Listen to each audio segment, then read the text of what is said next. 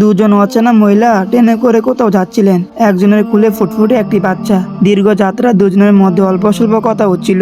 কথার ফাঁকে অপর মহিলা প্রশ্ন করলেন, বাচ্চার বাবা কোথায়? বাচ্চার মা উত্তর দিলেন, আমার স্বামী নেই। এই কথা শুনে অপর মহিলা বললেন, কিছু মনে না করলে একটা প্রশ্ন করতে পারি? বাচ্চার মা বললেন, জি অবশ্যই। আচ্ছা, ওর বাবা কি বেঁচে আছেন নাকি?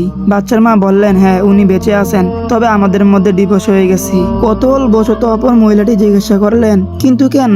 বাচ্চার মা বললেন, আমি একজন অযোগ্য পুত্রবধূ এবং একজন নির্লজ্জা।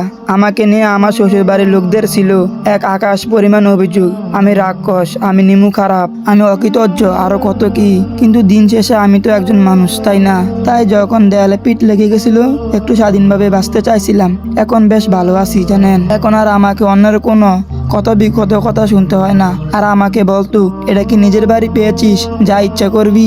এ বাড়িতে থাকতে হলে আমাদের কথা চলতে হবে, এখানে তোমার কোনো কথা থাকবে না। এই কথা শুনে অপর মহিলাটি বললেন, এগুলো নিয়ে আপনার স্বামীর সাথে আলোচনা করেননি? মুস্কি এসে বাচ্চার মা বললেন, ম্যালেরিয়ার কথা কি মশাকে বলে লাভ হয়? প্রতিনিয়ত আপ্রাণ চেষ্টা করে গেছি, কিন্তু দিন শেষে তাদের সাথে জীবন যুদ্ধে আমি হেরে গেছি। এই কথা শুনে মহিলাটি কিছুক্ষণ চুপ থেকে বললেন, আচ্ছা, আপনার স্বামীকে কিছু না বলে এমনি ছেড়ে দিলেন? বাচ্চার মা বললেন, বলেছিলাম তোমার মতন ছেলে যেন প্রতিটি মায়ের গর্ভে জন্ম হয়, তবে তোমার মতো পুরুষ যেন কারো স্বামী না হয়। বন্ধুরা, একটি মেয়ে নিজের আপনজন ছেড়ে অনেক আশায় আপনার হাত ধরে নতুন বাড়ি মানুষগুলোর সাথে নিজের জীবন সুখ দুঃখ আনন্দ খুশি ভাগ করতে আসে। এর বিনিময়ে স্বামী হিসাবে আপনার কিছু দায়িত্ব আছে। পারলে স্ত্রীর পাশে থাকুন, নয়তো সারা জীবন অবিবাহিত থাকুন। কিন্তু অন্যের আদরের মেয়েকে এনে তার সাথে প্রচুর মতন আচরণ করার অধিকার আপনার নেই। তো যাই হোক, আজকে এই পর্যন্তই। সবাই সুস্থ থাকবেন, ভালো থাকবেন, আমার জন্য দোয়া করবেন। খুদা হাফেজ।